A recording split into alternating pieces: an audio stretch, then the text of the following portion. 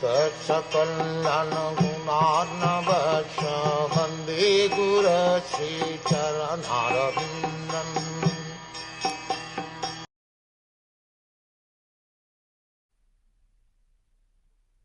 He saw that the sacrifices mentioned in the Vedas were means by which the people's occupations could be purified, and to simplify the process he divided the one Veda into 4 in order to expand them among men.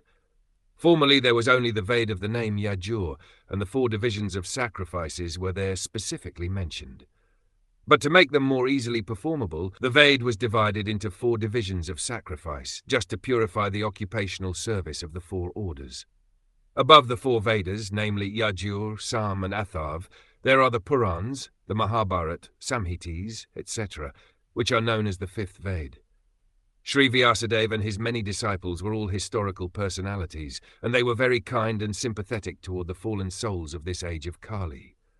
As such, the Purans and Mahabharata were made from related historical facts, which explained the teaching of the 4 Vedas. There is no point in doubting the authority of the Purans and Mahabharata as parts and parcels of the Vedas.